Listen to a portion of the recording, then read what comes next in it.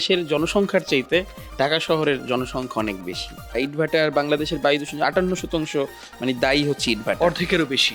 Fuel কোয়ালিটির কথা যেটা বলবো, আমরা যে তেলটা ব্যবহার করি, যে জ্বালানি ব্যবহার করি, সেখানে সালফার নামে একটা পদার্থ থাকে। যে দূষণগুলো হয় সেই দূষণগুলো একসময় মাটিতে মিশে যায়। সেই সবজিটা আমরা খাচ্ছি। সেই সবজিটা আমরা খাচ্ছি, খাওয়ার পরে সেই দূষিত জিনিসপত্রগুলো আমাদের শরীরে চলে আসতেছে।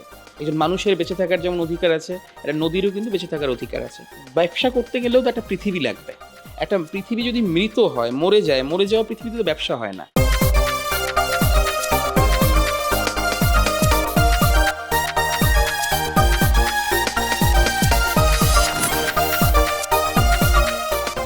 ঢাকার কোনো রেকর্ড নিয়ে আমাদের খুব বেশি গর্ব করার মতো কিছুই থাকে না। একটা প্রতিষ্ঠান আইকিউওয়্যার, যারা প্রায়ই দেখি যে তারা যে তথ্যগুলো দেয়, বিশেষ করে সারা পৃথিবীর মধ্যে বায়ু দূষণের ক্ষেত্রে কোন শহর কোন অবস্থানে রয়েছে, ঢাকা কিন্তু এই জায়গাটা প্রায় শীর্ষে থাকে। সাধারণত যেটা দেখা যায় যে এই সময়টাতে, বিশেষ করে এপ্রিল মে মাসের সময়টাতে স্বাভাবিকভাবে বৃষ্টি হয়, তখন ঢাকার বায়ুমান কিছুটা শিথিল হয়। রিসেন্ট দেখলাম যে ঢাকার এই অবস্থার উন্নতি হচ্ছে না, ঢাকা আবারও সেই আগের মতো দূষণের জায়গায় আছে। না, ঢাকা তো একটা শহর যেখানে আমরা বসবাস করছি। এই শহরটা আসলে কীভাবে টিকে আছে, এটাই পৃথিবীর কাছে একটা মিরাকল। কারণ অনেক দেশের জনসংখ্যার চাইতে ঢাকা শহরের জনসংখ্যা অনেক বেশি। অনেক দেশের জনসংখ্যার চাইতে হয়তো আমাদের ফার্মগেটে জনসংখ্যার মানুষ বেশি। সো এটা হচ্ছে এবং আমরা প্রতিনিয়তই দেখছি। এবং একজন পরিবেশ কর্মী হিসেবে আমি আর অবাক হচ্ছি না, কারণ প্রতি সপ্তাহেই আমরা বায়ু দূষণের শীর্ষে চলে যাচ্ছি। এখন সময় হচ্ছে যে আসলে কেন আমরা বায়ু দূষণের শীর্ষে চলে যাচ্ছি এবং এর জন্য আসলে কী ধরনের পদক্ষেপ নেওয়া উচিত। আপনি যদি দেখেন যে এবার যে নতুন সংসদ গঠন হলো, সংসদের এবার শপথ অনুষ্ঠানটা হয়েছিল জাতীয় সংসদের, তারপরে একেবারে খোলামেলা সাউথ প্লাজায়। ওই দিন আমরা দেখেছি যে সেই যে সাউথ প্লাজা যে ছিল, ওই দিনও বাংলাদেশ কিন্তু বা ঢাকা কিন্তু পৃথিবীর শীর্ষ বায়ু দূষণ নগরী ছিল। তাহলে বায়ু দূষণ শুধু কি করাইলের একটা শিশুকে দূষিত করে, না আমাদের মাননীয় সংসদ সদস্য তাদেরকেও এফেক্ট করে? আমরা সেই দূষণের বিষয়গুলো নিয়েই কথা বলছি। এখন শুরুতে আজকে আমরা কথা বলছি বায়ু দূষণ এবং নগরীর যে ঝুঁকি রয়েছে সেগুলো নিয়ে। সোহানুর রহমান আছেন, যিনি একজন পরিবেশ কর্মী। স্বাগত জানাচ্ছি। জি, আপনাকেও ধন্যবাদ। লগ্ন সোহান ভাই, আপনি বলছিলেন যে এই যে আমাদের বিভিন্ন সময় আমরা একটা সংকটের মধ্য দিয়ে যাচ্ছি এবং একটা ঝুঁকির মধ্য দিয়ে যাচ্ছি। এই ঝুঁকি আসলে আমাদেরকে বিভিন্ন সময় ভোগাচ্ছে। আমরা যখন আসছি, শুধু যে একটা রাস্তার মানুষ বা পথের মানুষ এখানে ভুগছে এমনটা না, আমরা দেখছি যে যারা একদম বিলাসবহুল কোনো ভবনের মধ্যে থাকছে, তাদেরকেও কিন্তু ভুগতে হচ্ছে। জি, ইনডোর যে এয়ার পলিউশন বললেন, আমরা যদি ঘরের মধ্যে থাকি সেখানেও আমরা বায়ু দূষণের বাইরে না। কিন্তু যারা একটু ধনী পর্যায়ের তারা কিন্তু এয়ার পিউরিফায়ার বসাইতে পারে, তো সেখানে তারা একটু নিস্তার পায়। কিন্তু যারা গরিব মানুষ কিংবা বস্তিতে থাকে বা স্লামে থাকে, তাদের তো এয়ার পিউরিফায়ার বসানোর আসলে সুযোগটা নাই। আর যে বায়ু দূষণ নিয়ে কথা হচ্ছে, এর কারণ অনুসন্ধান করতে গেলে একটা বড় কারণ জনসংখ্যা বিস্ফোরণ যেভাবে ঢাকায় ঘটছে এবং বাংলাদেশে ঘটছে, এটা একটা প্রধান জায়গা দেখতে হবে। পাশাপাশি আমরা দেখতে পাই যে কনস্ট্রাকশন, অর্থাৎ যে বাড়িঘরগুলো তৈরি করা হয় সেগুলো ঢেকে রাখা হয় না।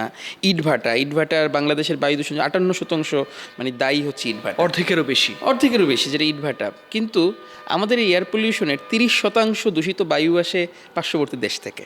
এবং সেটা শুধু ভারত থেকে শুরু হয় না, শুরু হয় পাকিস্তান থেকে, বিশেষ করে ফসল কাটার মৌসুমে। তাহলে আমরা যদি বায়ু দূষণ নিয়ে কথা বলতে চাই, কাজ করতে চাই, শুধু ঢাকা কেন্দ্রিক চিন্তা করলে হবে না। আমাদের আন্তর্জাতিক যে সম্পর্ক, নেগোসিয়েশন, সেখানটাও আমাদের কাজ করতে হবে যদি আমরা এই 30% বায়ু দূষণকে ট্যাকেল করতে চাই বা রোধ করতে চাই। তার মানে শুধু বাংলাদেশই না, বায়ু দূষণের জন্য পার্শ্ববর্তী যে দেশগুলো রয়েছে সবাই মিলে আসলে সম্মিলিতভাবে কাজ করতে হবে। বায়ু দূষণ, জলবায়ু পরিবর্তন, পানি ব্যবস্থাপনা, আমাদের পার্শ্ববর্তী দেশ এবং বাংলাদেশ এবং একটা বদ্বীপ হিসেবে আমাদের এককভাবে অনেক কিছু করার সুযোগ নেই। আমাদেরকে সম্মিলিতভাবে কাজ করতে হবে। এককভাবে যেটা করার জায়গা আছে সেটা হচ্ছে, যদি দেখেন যে কেন ঢাকা পৃথিবীর 1 নম্বরে আসবে না, আমরা যে জ্বালানির তেলটা ব্যবহার করি, আমরা কখনো সেটা নিয়ে কথা বলি না। এবং জ্বালানি সংকট হওয়ার কারণে এখন জ্বালানি সবার মাথা ব্যথার জায়গা। আমরা শুধু ফিটনেসবিহীন গাড়ির কথা বলি। ফিটনেসবিহীন গাড়ি যদি হিসাব করা হয়, আমাদের পার্শ্ববর্তী দেশ, সেখানে ইন্ডিয়া বা ভারত, সেখানেও প্রায় একটা গাড়ির জীবন যে চলতে পারবে এটা ধরা হয় 15 বছর। আমাদের বাংলাদেশে ধরা হয় গাড়ির জন্য 20 বছর, মালবাহী গাড়ির জন্য 25 বছর। সেখানে মালিক পক্ষ, শ্রমিক যারা ওইটার বাস মালিকরা, তারা দাবি তুলছেন যে 30 বছর হতে হবে। বুঝলেন, মামুবাড়ির আবদার যে 30 বছর একটা গাড়ি চলবে, লক্কর ঝক্কর গাড়ি আপনি চালাচ্ছেন, চলছে। সেখানে যে সরকার যে 20 বছর যে মেয়াদ করে দিছে, সেটা দেখার আসলে কেউ নাই। এখন আমরা দেখতে পাচ্ছি যে ট্রাফিক সিস্টেম এআই দিয়ে আমরা নিয়ন্ত্রণ করতে পারছি। কেউ নিয়মকানুন ভাঙলে আমরা তাকে সাথে সাথে জরিমানা করতে পারছি। কিন্তু আমরা কিন্তু এখন পর্যন্ত শুনি নাই যে কোনো একটা লক্কর গাড়ি তার ফিটনেস না থাকার কারণে এআই থেকে জরিমানা হয়েছে। আমরা এই জায়গায়ও পরিবর্তন দেখতে চাই। ফুয়েল কোয়ালিটির কথা যেটা বলবো, আমরা যে তেলটা ব্যবহার করি, যে জ্বালানি ব্যবহার করি, সেখানে সালফার নামে একটা পদার্থ থাকে। হ্যাঁ, সেই সালফারের গ্লোবাল স্ট্যান্ডার্ড 20 ppm। আচ্ছা, ভারতেও সেটা 20 ppm, বাংলাদেশে এটার স্ট্যান্ডার্ড 350। কিন্তু বাস্তব যে চিত্র 2800 ppm। তাহলে যখন আপনি জ্বালানি অবস্থা যে তেলটা ব্যবহার করছেন তার মাত্রা 2800 ppm আর গ্লোবাল স্ট্যান্ডার্ড মাত্র 20 ppm, তাহলে তো এই চিত্রটাই হওয়ার কথা। তার মানে কি, মানে জ্বালানির মাধ্যমেই সবচেয়ে বেশি দূষণ হচ্ছে? জি, তো জ্বালানি একটা প্রধান কারণ। আমরা যদি জ্বালানির কোয়ালিটি যদি আমরা নিশ্চিত না করতে পারি, আমরা যদি নবায়নযোগ্য জ্বালানির ব্যবহার যদি আমরা না বাড়াতে পারি, ইটভাটার জায়গায় বিকল্প ব্লক ব্যবহার যদি আমরা না করতে পারি, তাহলে এয়ার পলিউশন নিয়ে, বায়ু দূষণ নিয়ে এইভাবে টকশো, পডকাস্ট, পত্রপত্রিকায় এবং প্রকল্পও হয়েছে। বাংলাদেশ কিন্তু গ্লোবাল ফান্ডিংয়ের একটা বড় ফান্ডিং কিন্তু পেয়েছে। আমাদের অনেক ধরনের দেখবেন যে ফ্লাইওভারের উপরে গাছ লাগানো হয়েছে, কিন্তু ফান্ডিং ট্রেনিং পাওয়ার পরেও কিন্তু বায়ু দূষণে আমরা তেমন ভালো কিছু করতে পারি। তার মানে হচ্ছে লক্কর গাড়ির পাশাপাশি আসলে কোন তেলটা ব্যবহার করছি, কোন ধরনের জ্বালানি আমরা আসলে ব্যবহার করছি, সেটা সবচেয়ে বেশি গুরুত্বপূর্ণ ভূমিকা রাখছে। কিন্তু আমরা এই জায়গা থেকে বের হতে পারছি না কেন? বেরোতে পারছি না আসলে একটা হচ্ছে আমাদের রাজনৈতিক অঙ্গীকার দরকার। এই জাতীয় সংসদে দেখবেন, নতুন সংসদে অনেক ধরনের ইস্যু নিয়ে কথা হয়। আপনি কি দেখেছেন কোনো একজন মাননীয় সংসদ সদস্য বায়ু দূষণ নিয়ে এখন পর্যন্ত কথা বলেছেন?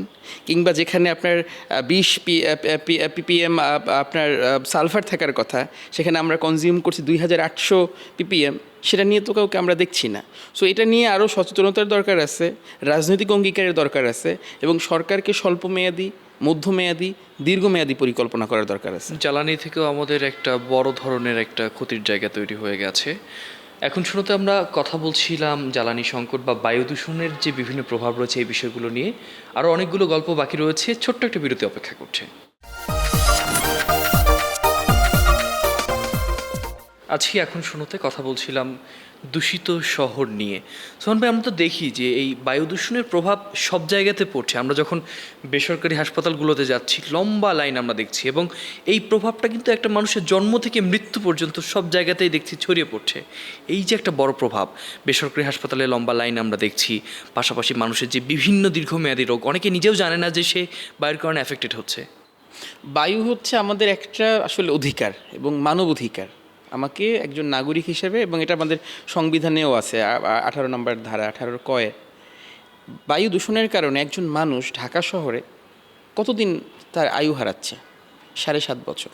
তাহলে একজন মানুষ যদি ঢাকা শহরে বসবাস করার কারণে 7.5 বছর তার গড় আয়ু থেকে যদি কমে যায়, তাহলে আমরা বুঝতে পারি আসলে এই ক্রাইসিসটা বা এই সংকটটা কত বড় সংকট।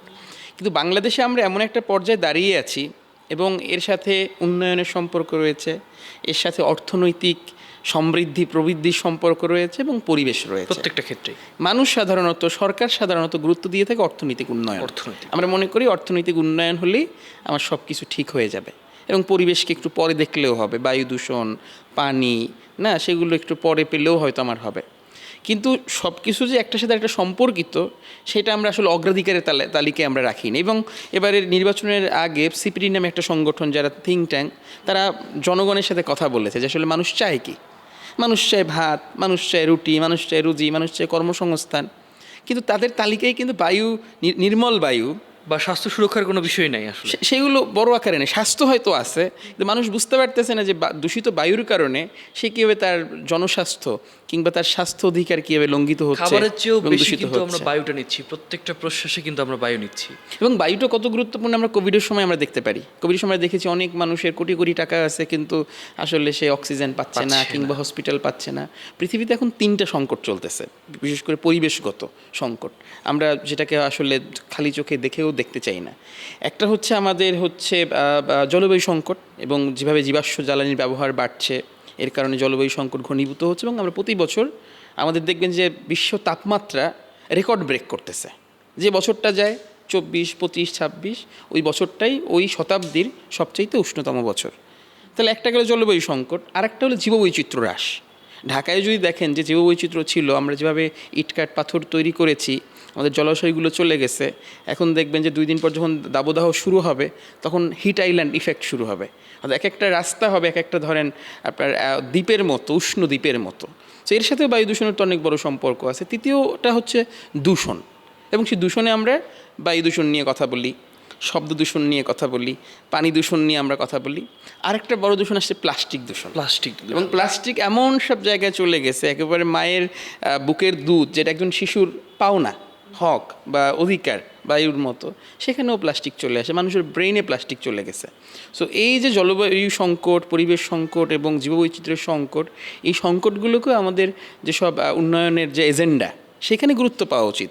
তার মানে আমাদের মস্তিষ্কের ক্রিয়েটিভিটিও কিন্তু আলটিমেটলি নষ্ট হয়ে যাচ্ছে, কারণ আপনি প্লাস্টিকের কথা বলছেন, এর পাশাপাশি আমরা বিভিন্ন বায়ুর যে দূষণের পদার্থগুলো, লেড আছে, ক্যাডমিয়াম আছে, প্রত্যেকটা পদার্থই কিন্তু আসলে রক্তের সাথে মিশে যাচ্ছে। আলটিমেটলি এটা দীর্ঘমেয়াদী একটা ক্ষতির কারণ হয়ে দাঁড়াচ্ছে। ইভেন মাটিও কারণ যে দূষণগুলো হয় সেই দূষণগুলো একসময় মাটিতে মিশে যায়। সেই সবজিটা আমরা খাচ্ছি, খাওয়ার পরে সেই দূষিত জিনিসপত্রগুলো আমাদের শরীরে চলে আসতেছে। তো শরীরে চলে আসলে আমার স্বাস্থ্য দুর্বল হচ্ছে, আমার স্বাস্থ্যের জন্য খরচ বাড়তেছে, আমার অপুষ্ট জাতি তৈরি হচ্ছে, আমরা যে প্রোডাক্টিভিটি সেটা আমরা দিতে পারছি না, মানসিক স্বাস্থ্যের জায়গায় আমাদের ক্ষতি হচ্ছে। সো সব মিলিয়ে কিন্তু আমাদের ক্ষতিটা কিন্তু একটা বড় রকমের একটা ক্ষতি কিন্তু আমরা সম্মুখীন হচ্ছি। খুবই ভয়ঙ্কর একটা ঝুঁকির মধ্যে আমরা যাচ্ছি। খুব ইন্টারেস্টিং এই বিষয়টা নিয়ে আমরা কথা বলবো, তবে একটা বিরতি অপেক্ষা করছে। দর্শক, ছোট্ট একটা বিরতির পরে ফিরছি। আছি এখন শুনছিলাম নানান বিষয়, যেখানে আমরা জলবায়ুর বিভিন্ন বিষয় নিয়ে কথা বলছিলাম। বায়ু দূষণ তো সবচেয়ে বেশি এফেক্ট করছে একটা জলবায়ুকে বা সার্বিক পরিস্থিতিতে। এই যে একটা ড্যামেজের মধ্যে রয়েছি আমরা, এবং আমাদের একটা বড় ঝুঁকি আছে, এখান থেকে তো বের হওয়ার একটা উপায় আছে। আসলে এই যে সরকার বিভিন্ন উদ্যোগ নিচ্ছে, উদ্যোগের কথা বলছে, আমরা কি আদৌ আসলে সেই জায়গা থেকে একটা ভালো স্বাস্থ্যকর অবস্থানে আছি? জি, বের হওয়ার তো অবশ্যই উপায় আছে, কিন্তু আমাদের সমস্যাগুলো একটু গভীরেও আমাদের ভাবা দরকার। ঢাকার বায়ু দূষণের সাথে একটা বড় কারণ হচ্ছে আমাদের ল্যান্ডফিলগুলো, বিশেষ করে আমিনবাজার, মাতুয়াইল, দুই জায়গায় বড় আমাদের পাহাড়ের মতো। সেখানে আপনার সর্বোচ্চ ধরেন 30 ফুট হওয়ার কথা, সেটা 90 ফুটকেও ক্রস করে গেছে। সো 90 ফুট যদি ক্রস করে যায়, সেখান থেকে শুধু কার্বন ডাই অক্সাইডই বের হচ্ছে না, তার চাইতেও বহুগুণ শক্তিশালী মিথেন বের হচ্ছে। এবং বাংলাদেশের জানবেন কার্বন নির্গমনের মাত্রা খুবই কম, 0.04, বাট মিথেনে আমরা এখন অনেক বড় পর্যায়ে চলে যাচ্ছি ফর বৈশ্বিক নির্গমনের জন্য। আরেকটা জায়গা বলবো, সেটা হচ্ছে সীসা দূষণ বা লেড পলিউশন। সো সীসা দূষণ কেন এর জন্য দায়ী? আমরা খুব দ্রুত দেখবেন যে একসময় আমাদের বাংলাদেশের একটা চিত্র হচ্ছে যে প্যাডেল রিক্সা, যে মানুষ পায়ে চালিয়ে রিক্সা, গানও আছে ওসো কিনা গেছোস কিনা ভুললাম। আর এখন কিন্তু টেসলার একটা বিষয় চলে আসছে, এখন ফাটাফাটি বনাম প্যাডেল না টেসলা। যে বাংলাদেশে যে পরিমাণ টেসলা আছে সেটা ইলন মাস্ক সেও জানে না যে কি পরিমাণ টেসলা আছে, এবং আমরা এটাকে ইভি বা ইলেকট্রিক ভেহিকেল আমরা সম্বোধন করেছি। এর বিপরীত দিকটা হচ্ছে এই যে গাড়িগুলো, ই রিক্সা আমরা ব্যবহার করছি, এর যে ব্যাটারিটা, এই ব্যাটারিটা হচ্ছে লেড অ্যাসিড ব্যাটারি বা সীসা অ্যাসিড ব্যাটারি। এই ব্যাটারির কারণে এই ব্যাটারিগুলো 6 মাস পর আর চলে না। 6 মাস পর না চললে ব্যাটারিগুলোকে আবার রিসাইকেল করতে হয়। সো রিসাইকেল করতে গেলে বাংলাদেশে এই ধরনের অবৈধভাবে রিসাইক্লিং করার কারখানা বা ভাট্টি আছে 5000-এর বেশি। পাবনায় একটা বড় অংশ আছে, পাবনায় আছে, সারা দেশেই আছে, এবং সবগুলোই অবৈধ। এর ফলাফল কি? এর ফলাফল হচ্ছে বাংলাদেশে 3,60,00,000, যেটা 36 মিলিয়ন শিশুর রক্তে সীসা পাওয়া গেছে। সীসা একটা ভারী ধাতু, এক। দ্বিতীয়ত, সীসার আসলে কোনো সেফ লেভেল নাই, অর্থাৎ যতটুকু সীসাই থাকুক না কেন এটা হচ্ছে আমাদের শিশুদের জন্য ক্ষতিকর। এবং এই সীসার মার্কেট 10 বিলিয়ন। এর 70% কন্ট্রোল করে চাইনিজ ইন্ডিভিজুয়াল ব্যক্তিরা। চায়না থেকে ব্যক্তিরা বাংলাদেশে আসে ট্যুরিস্ট হিসেবে, তারা এই টাকাগুলো তারা সংগ্রহ করার পর তারা আবার চায়নায় চলে যায়। টেকনিক্যালি আসলে একটা অবজারভেশন নিয়ে যায়। তাহলে আমাদের কোনো রিসাইক্লিংয়ের জায়গায় কোনো প্রক্রিয়া নাই, কোনো নিয়ম নীতি নাই, এবং অন্য দেশের নাগরিকরা আমার দেশকে দূষিত করে, আর্থিক ক্ষতি করে, দূষণ ঘটিয়ে সে কিন্তু চলে যাচ্ছে, কিন্তু আমরা তাকে ট্রেস করতে পারতেছি না। ব্যক্তি ও রাষ্ট্রীয় পর্যায়ে যে উদ্যোগগুলো নিচ্ছে, আমরা দেখছি যে গাছ লাগানোর একটা উদ্যোগ আমরা রিসেন্ট দেখলাম, যে অনেকগুলো গাছ লাগাবে সারা দেশে। এই উদ্যোগগুলো দিয়ে কি কিছুটা আসলে বের হওয়া সম্ভব? 25 কোটি গাছ লাগানোর ঘোষণা সরকার থেকে আসছে, 20,000 কিলোমিটার খাল খনন করার উদ্যোগ সরকার থেকে আসছে। পরিবেশ কর্মী হিসাবে এই উদ্যোগগুলোকে আমরা স্বাগত জানাই, কিন্তু এগুলোকে অনেক পরিকল্পিত হতে হবে এবং সমন্বিতভাবে হতে হবে।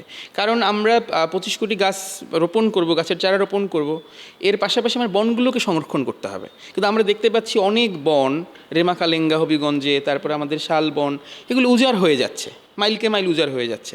আপনি দেখবেন সিলেটের যে পাথর উত্তোলন, বালু উত্তোলন, সেখানে সকল রাজনৈতিক দলের সমঝোতা আছে। তো এখানে রাজনীতিবিদদের একটা বড় ভূমিকা থাকার কথা, সরকারকে একটা সমন্বিত পরিকল্পনা। এখন দেখবেন যে এনার্জি সংকটের জন্য সরকার 10,000 মেগাওয়াট সোলার প্যানেল করবে।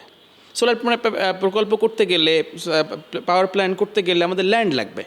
এখন একদিকে আমি ল্যান্ড নিচ্ছি পাওয়ার প্ল্যান্ট করতে, তারপর সোলার পার্ক করছি, আমরা 25 কোটি গাছ লাগানোর জন্য আমরা এখন সব ল্যান্ডকে আমরা কাজে লাগাবো। দীর্ঘমেয়াদে আমাদের একটা জমির সেই সংকটের কারণে আমরা খাদ্য ঝুঁকিতে পড়বো, এবং সুনামগঞ্জের বন্যার কারণে আমরা কিন্তু ইতিমধ্যে খাদ্য ঝুঁকিতে আমরা রয়েছি। তো এর জন্য সমন্বিতভাবে সরকারকে উদ্যোগ নিতে হবে। নাগরিক সমাজ, যারা বিশেষজ্ঞ, বিজ্ঞান প্রযুক্তিতে যারা দক্ষ, তাদের সাথে নিয়ে একটা সরকারকে রোডম্যাপ করতে পারলে আমরা বাংলাদেশ আমাদের অর্থনৈতিক উন্নয়ন আমরা করতে পারবো, সামাজিক সূচকেও আমরা এগিয়ে যেতে পারবো, এবং একটা ভালো পরিবেশ আমরা আগামী প্রজন্মকেও দিতে পারবো। এর পাশাপাশি যে ইন্ডাস্ট্রিয়াল যে ওয়েস্টগুলো আছে, আমরা তো সেখানেও দেখছি যে একটা বড় ঘাটতি রয়েছে। বিশেষ করে বাইরের যখন কোনো বায়ার আসছে, তখন কিন্তু দেখছি যে আমরা স্পষ্টভাবেই তাদেরকে দেখাচ্ছে যে আমরা এটা সব কিছু রিসাইকেল করছি, রিফাইন করছি, কিন্তু আলটিমেটলি নির্দিষ্ট সময় পরে তারা এটা ব্যবহার করছে না, শুধু লোক দেখাচ্ছে। এটাও তো একটা বড় ইম্প্যাক্ট ফেলছে। জি অবশ্যই, এবং সেখানে সরকার থেকে পরিবেশ ছাড়পত্র তাদেরকে নিতে হয়, এবং তারা দেখায় তাদের ইটিপিগুলো চলছে। কিন্তু আমরা দেখেছি হবিগঞ্জে সুতাং নামে একটা নদী, সেখানে একটা বড় কোম্পানি তারা হচ্ছে সেই নদীকে মেরে ফেলছে। হাইকোর্টের কিন্তু রায় আছে 19 সালে যে নদী জীবন্ত সত্তা, একজন মানুষের বেঁচে থাকার যেমন অধিকার আছে, একটা নদীরও কিন্তু বেঁচে থাকার অধিকার আছে। তো সেই নদীগুলোকে যদি বুড়িগঙ্গায় যদি দেখেন, তাহলে আমরা মানে কারা, যারা শিল্প কলকারখানাগুলো, তারা হয়তো জীবিকা তৈরি করছে মানুষের জন্য, অন্যদিকে প্রাণ প্রকৃতি নদীকে তারা ধ্বংস করে ফেলছে। এখানে দুইটা জায়গা যখন দেখা যায় যে ইউরোপিয়ান বায়াররা যখন তারা আসে, ভিজিট করতে আসে, তখন দেখানো হয় যে আমাদের ইটিপিগুলো চলছে, আসলে কাগজে কলমে বা সাময়িক চললেও দীর্ঘ মেয়াদে চলছে না। এখানে এক হচ্ছে সরকারকে নজরদারি বাড়াতে হবে, যদিও পরিবেশ অধিদপ্তরের জনবল কিংবা শক্তি অনেক কম, তার চাইতে যারা বিজনেস বা ব্যবসায়ী তাদের শক্তি অনেক বেশি। আর দ্বিতীয়ত ব্যবসা করতে গেলেও তো একটা পৃথিবী লাগবে। একটা পৃথিবী যদি মৃত হয়, মরে যাওয়া পৃথিবীতে তো ব্যবসা হয় না। তাহলে আপনি যদি ব্যবসাও যদি করতে চান, দায়িত্বশীল ব্যবসা যদি করতে চান, আপনাকে পৃথিবীকে বাঁচিয়ে রাখতে হবে। তো সেই জায়গাটা ব্যবসায়ীদেরকেও আরও এই বিষয়ে দায়িত্ববান হতে হবে, এবং সরকারকে এখানে এনফোর্সমেন্টের জায়গায় কাজ করতে হবে। জি, সঠিক তদারকি, সমন্বিত উদ্যোগ আর সব কিছুর বিনিময়ে আমরা সুন্দর সবুজ একটা দেশ পাই, পৃথিবীটাই সুন্দর হয়ে উঠুক। অনেক অনেক ধন্যবাদ আজকে আমাদের সাথে থাকার জন্য। আমরা আজকে অনেক গুরুত্বপূর্ণ বিষয় নিয়ে আলোচনা করলাম, যেগুলো আসলে আমাদের শহরটাকে, আমাদের পৃথিবীটাকে সুন্দর করে বাঁচতে এবং ভালো রাখতে সাহায্য করবে। আজকের মতো লগ্ন বিদায় নিচ্ছি। খোদা হাফেজ।